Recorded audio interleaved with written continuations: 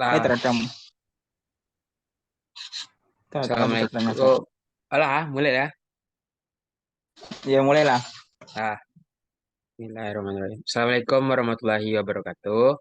Kami dari kelompok 8 akan mendiskusikan materi mengenai modal manusia, pendidikan, dan kesehatan dalam pembangunan ekonomi.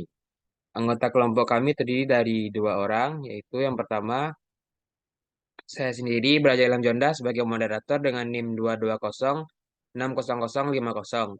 Dan selanjutnya yaitu rekan saya Fernando Hermansyah dengan NIM 220600061. Berikut materi yang akan kami bahas. Yang pertama ada buruh anak-anak, kesenjangan gender, sistem pendidikan dan pembangunan, sistem kesehatan pembangunan, dan kebijakan untuk kesehatan, pendidikan, dan penghasilan. Materi yang pertama akan dibacakan oleh rekan saya Fernando. Kepada Fernando dipersilakan. Baiklah, materi yang pertama itu adalah buruh anak-anak.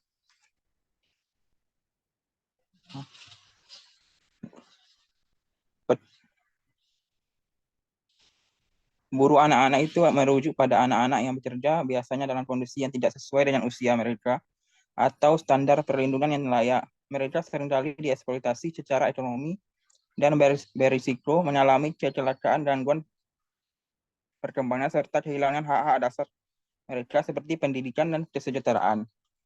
Pekerja anak merupakan masalah yang tersebar luas di negara-negara berkembang.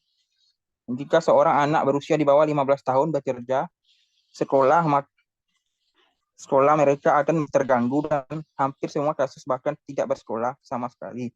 Keadaan itu makin mengenaskan karena kesehatan anak-anak yang bekerja itu sangat buruk. Bahkan dalam status mereka yang miskin, ternyata kesehatan mereka lebih buruk dibandingkan dengan anak-anak miskin yang tidak bekerja dan umumnya pertumbuhan fisik mereka terhambat. Selain itu, banyaknya pekerja anak-anak yang mengalami perlakuan kasar dan kondisi kerja yang dieksploitasi. International Labour Office (LVO) atau Organisasi Buruh Internasional, sebuah badan PBB yang memainkan peran penting di berbagai isu pekerja anak. Dalam laporannya 4 tahunannya tentang pekerja anak yang dipublikasikan pada tahun 2010, mengungkapkan bahwa pada tahun 2008 terdapat 306 juta anak-anak yang berusia 5-17 tahun yang melakukan jenis pekerjaan tertentu. Tetapi hanya sepertiga dari jumlah itu yang diperbolehkan bekerja. Selanjutnya itu adalah materi kedua. Next.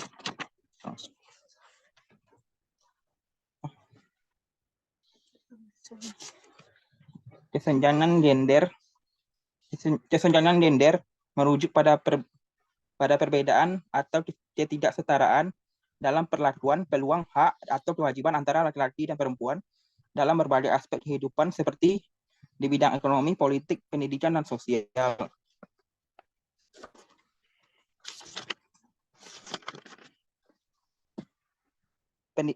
Di kebanyakan negara berkembang, perempuan muda menerima pendidikan yang lebih sedikit dibandingkan dengan laki-laki muda. Meskipun tingkat melek aksara orang-orang muda sekarang jauh lebih tinggi dibandingkan dengan yang dicapai pada tahun 1990, yang relatif belum lama. Pada gambar titik 8 ini menunjukkan bahwa hampir di semua bagian dunia anak-anak perempuan masih tertinggal dari anak laki-laki. Sebagian besar orang yang buta aksara dan tidak bersekolah di negara-negara berkembang adalah perempuan. Kesenjangan gender dalam pendidikan yang sangat besar terjadi di negara-negara kurang berkembang di Afrika dengan tingkat melek aksara perempuannya kurang dari setengah tingkat melek aksara kaum laki-lakinya. Di negara-negara seperti Niger, Mali, Guinea, dan Benin. Kesenjangan itu juga relatif besar di Asia Selatan, yaitu di India. Tingkat melek aksara perempuan dewasanya hanya 47,8, hanya sebesar 65% tingkat melek aksara laki-laki.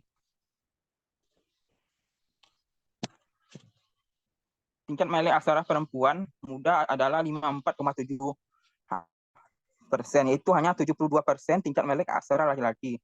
Perlu diingat bahwa target Millennium Development Goal nomor 3 itu adalah meningkatkan kesetaraan gender dan memberdayakan kaum perempuan. adalah meniadakan kesenjangan gender di pendidikan dasar dan menengah pada tahun 2005 dan semua itu di tingkat pendidikan. Pada tahun 2015, meskipun target pada tahun 2005 itu tidak tercapai di banyak negara, tampak ada kemajuan yang dramatis di banyak negara lainnya. Di hampir semua negara berpendapatan rendah dan banyak di negara berpendapatan menengah, mahasiswa perempuan menjadi minoritas. Ada kalanya bahkan minoritas berjumlah kecil, tetapi tren jangka panjang di negara-negara berpendapatan yang lebih tinggi bahwa lebih banyak jumlah perempuan yang mengikuti pendidikan yang tinggi daripada laki-lakinya. Dan belakangan ini semakin banyak perempuan yang mengikuti pendidikan yang tinggi dibandingkan laki-laki di negara-negara berpendapatan menengah di Timur, Tengah, Amerika Latin, dan negara-negara lainnya. Penyelesaian sekolah juga menunjukkan adanya ketimpangan antara gender dan kesenjangan ini tampak sangat besar di kawasan pedesaan. Sebagai contoh itu adalah pedesaan Pakistan, 42% laki-laki menyelesaikan sekolah dasar sedangkan perempuan hanya 17%. Di kawasan perkotaan kesenjangan gender itu lebih kecil meskipun masih substansi, yaitu 64% laki-laki yang menyelesaikan sekolah dasar dibandingkan 50% perempuannya. Selanjutnya itu adalah sistem pendidikan dan pembangunan. Sistem pendidikan dan pembangunan mengacu pada struktur dan proses yang mengatur pendidikan sebagai bagian integral dari upaya pembangunan suatu negara atau masyarakat. Ini mencakup kebijakan, program, dan praktik yang dirancang untuk meningkatkan akses, kualitas, dan relevansi pendidikan dalam mencapai tujuan pembangunan seperti pertumbuhan ekonomi, peningkatan kesejahteraan sosial, dan pembangunan manusia yang berkelanjutan. Banyaknya literatur dan diskusi publik ini mengenai pendidikan dan pembangunan ini, terutama di pendidikan dan kesempatan kerja, melibatkan dua proses ekonomi mendasar, yaitu pertama adalah interaksi antara permintaan bermotif ekonomi dan respon penawaran yang bermotif politik dalam menentukan jumlah sekolah yang bermutu yang akan disediakan, siapa yang memiliki akses ke sekolah itu, dan apa jenis pelajaran yang mereka terima. Serta yang kedua itu adalah perbedaan pentingnya antara manfaat dan biaya sosial atau pribadi dari berbagai tingkat pendidikan, serta implikasi semua perbedaan manfaat dan biaya itu terhadap strategi investasi pendidikan. Tingkat pendidikan yang diperoleh seseorang, meskipun dipengaruhi oleh banyaknya faktor non pasar, secara umum dapat dipandang sebagai hasil yang ditentukan oleh kekuatan permintaan dan penawaran, seperti komoditas dan jasa lainnya. Pada sisi permintaan, dua faktor utama yang mempengaruhi pendidikan yang diinginkan adalah satu, adalah prospek pelajar yang lebih berpendidikan untuk menghasilkan pendapatan yang lebih besar melalui pekerjaan sektor modern di masa depan, atau manfaat pribadi dan individu. Atau individu private benefit, yaitu keluarga dari berpendidikan. Kedua itu adalah biaya pendidikan langsung atau maupun tidak langsung yang harus ditanggung seorang peserta didik atau keluarganya. Dengan demikian, tingkat pendidikan yang diminta sesungguhnya adalah permintaan turunan untuk mendapatkan kesempatan kerja yang berupah tinggi di sektor modern. Karena kesempatan untuk memperoleh pekerjaan tersebut sebagian besar ditentukan oleh tingkat pendidikan seseorang. Baiklah, sekian materi yang dapat saya sampaikan. Saya kembali kepada moderator. Baik, terima kasih kepada Fernando. Materi selanjutnya akan saya jelaskan yaitu mengenai sistem kesehatan dan pembangunan. Sistem kesehatan dan pembangunan merujuk pada struktur organisasi dan proses yang mengatur penyediaan layanan kesehatan sebagai bagian dari upaya pembangunan suatu negara atau masyarakat. Ini mencakup kebijakan, program, dan praktik yang dirancang untuk meningkatkan akses, kualitas, dan keberlanjutan layanan kesehatan dalam mencapai tujuan pembangunan, seperti peningkatan harapan hidup, penurunan angka kematian, dan peningkatan kesejahteraan masyarakat secara keseluruhan. Analisis sebelumnya mengenai berbagai hal yang menyebabkan pendidikan terlalu tinggi di negara-negara berkembang seharusnya tidak mengecilkan hati kita atas kemungkinan terpacunya pembangunan melalui pendidikan yang lebih baik. Negara-negara yang berhasil dalam pembangunan secara umum telah menjamin bahwa manfaat pendidikan tersedia secara luas dalam perekonomiannya bagi orang miskin ataupun orang kaya di desa dan di kota. Selanjutnya, kita akan membahas distribusi manfaat pendidikan di negara-negara berkembang. Seperti halnya, kita dapat menggunakan kurva Lorenz untuk membahas distribusi pendapatan.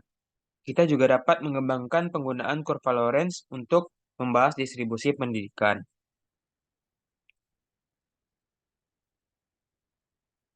Kita mencantumkan proporsi kumulatif jumlah penduduk pada sumbu X dan proporsi kumulatif pada sumbu Y di sepanjang garis diagonal pemerataan sempurna atau perfect equality. Setiap orang dalam negara itu memiliki lama bersekolah yang sama. Sebagai contoh, setiap orang yang telah menyelesaikan pendidikan dasar selama 8 tahun, tapi tidak seorang pun telah memulai pendidikan menengah. Dalam perekonomian yang sangat timpang, banyak orang yang sama sekali tidak pernah sekolah, sementara segelintir orang mungkin telah mendapat gelar doktor dari universitas luar negeri. Semakin dekat kurva Lorenz ke garis diagonal, maka makin merata pula distribusi pendidikan.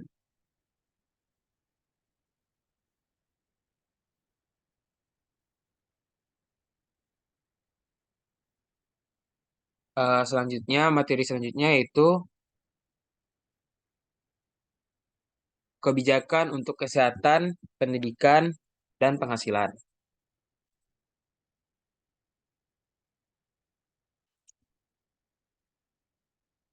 Kebijakan untuk kesehatan, pendidikan, dan penghasilan adalah serangkaian tindakan yang diambil oleh pemerintah atau lembaga terkait untuk meningkatkan akses, kualitas, dan kesetaraan dalam tiga bidang tersebut. Ini meliputi program program ini meliputi program seperti pelayanan kesehatan universal, pendidikan yang terjangkau dan berkualitas, serta kebijakan ekonomi yang bertujuan untuk meningkatkan pendapatan dan mengurangi kesenjangan ekonomi. Tujuannya adalah untuk menciptakan masyarakat yang lebih sehat, lebih terdidik, dan lebih makmur secara ekonomi. WHO mendefinisikan sistem kesehatan sebagai semua aktivitas yang tujuan utamanya meningkatkan, memulihkan, dan mempertahankan kesehatan. Sistem kesehatan mencakup komponen kementerian dan dinas kesehatan masyarakat, rumah sakit, dan klinik, serta dokter dan para medis. Di luar sistem formal ini, terdapat jaringan informal yang dimanfaatkan banyak warga miskin yang mencakup tabib tradisional yang mungkin menggunakan cara pengobatan yang herbal dan efektif. Cara-cara lain yang memberikan manfaat kesehatan seperti akupuntur atau mereka yang menggunakan cara-cara penyembuhan yang tidak terbukti efektif selain hanya menimbulkan pengaruh placebo terhadap pasien, telah lama diketahui bahwa sistem kesehatan di beberapa negara berkembang jauh lebih efektif daripada sistem kesehatan negara berkembang lainnya dalam upaya mencapai tujuan-tujuan kesehatan. Perbandingan sistem kesehatan di seluruh dunia dilakukan WHO menunjukkan besarnya perbedaan kinerja sistem kesehatan di setiap tingkat pendapatan. Sebagai contoh, Singapura berada pada peringkat 6, Maroko berada pada peringkat 29, Chili berada pada peringkat 33, dan Costa Rica peringkat 36. Semua negara berkembang ini berada pada peringkat yang lebih tinggi daripada Amerika Serikat. Dengan demikian, jelas bahwa banyak yang dapat dilakukan tingkat pendapatan yang relatif tidak tinggi. Studi yang dilakukan WHO di 191 negara anggotanya itu menggunakan 5 indikator kinerja atau performance indicator untuk mengukur sistem kesehatan. Yang pertama, tingkat kesehatan hidup penduduk secara menyeluruh. Yang kedua, ketimpangan kesehatan dalam populasi. Yang ketiga, tanggapan sistem kesehatan kombinasi, kepuasan pasien, dan kinerja sistem. Yang keempat, distribusi tanggapan di dalam populasi. Dan yang kelima itu tingkat distribusi atau keadilan dari beban biaya sistem kesehatan di dalam populasi. WHO menyimpulkan bahwa berdasarkan dolar per dolar yang dikeluarkan untuk kesehatan, banyak negara yang belum dapat mencapai kinerja potensialnya. Akibatnya adalah banyaknya kematian yang sebenarnya dapat dicegah dan beratnya kehidupan karena difabilitas. Dampak kegagalan ini sebagian besar dipikul oleh orang-orang miskin. Pada tingkat pendapatan manapun, ternyata terdapat perbedaan besar dalam kinerja negara yang menunjukkan bahwa negara berpendapatan rendah dapat mencapai keadilan dalam mengalokasikan sumber daya yang dimilikinya. Bahkan, dari segi pemerataan kontribusi finansial, secara menyeluruh, Kolombia berada pada peringkat paling atas. Akan tetapi, beberapa negara berkembang dinilai memiliki pembiayaan sistem kesehatan yang paling tidak adil, meliputi Sierra Leone, Myanmar, Brazil, China, Vietnam, Nepal, Federasi Rusia, Peru, dan Kamboja. Di Brazil dan Peru, orang-orang membayar sebagian besar perawat kesehatan mereka dari kantong mereka sendiri dalam jumlah besar, yang berarti bahwa keluarga miskin menggunakan sebagian besar pendapat mereka untuk kesehatan. Pelaksanaan program kesehatan masyarakat secara formal telah memainkan peran penting di negara-negara berkembang. Kementerian Kesehatan ada kalanya disertai dengan layanan yang diberikan lembaga-lembaga swadaya masyarakat telah memainkan peran penting dalam upaya menyebarkan ketersediaan vaksin ke kawasan pedesaan terpencil yang secara signifikan dapat menurunkan insiden penyakit yang sebelumnya mematikan, seperti cacar air. Akan tetapi, seperti halnya sistem pendidikan, layanan kesehatan masyarakat seringkali menguntungkan orang-orang kaya dan memiliki koneksi baik. Hal ini terjadi karena sistem kesehatan menggunakan dana publik secara tidak efisien. Akibatnya, subsidi kesehatan ternyata lebih terfokus pada layanan pengobatan mahal bagi para pasien orang yang lebih tua dan umumnya dari kalangan yang lebih kaya, seperti pasien penyakit jantung atau kanker, yang sebenarnya cukup mampu untuk memperoleh perawatan di rumah sakit yang tepat. Kampanye kesehatan preventif dan perawatan medis dasar yang efektif biaya bagi orang-orang yang tidak diperlihatkan oleh para profesional. Kesehatan seringkali diabaikan atau setidaknya tidak didanai dengan cukup. Para dokter yang dididik dengan subsidi dana publik seringkali memilih mempraktikkan keahlian mereka sendiri di kawasan-kawasan kota yang kaya atau beremigrasi ke negara-negara maju. Sekian penjelasan materi dari saya tutup.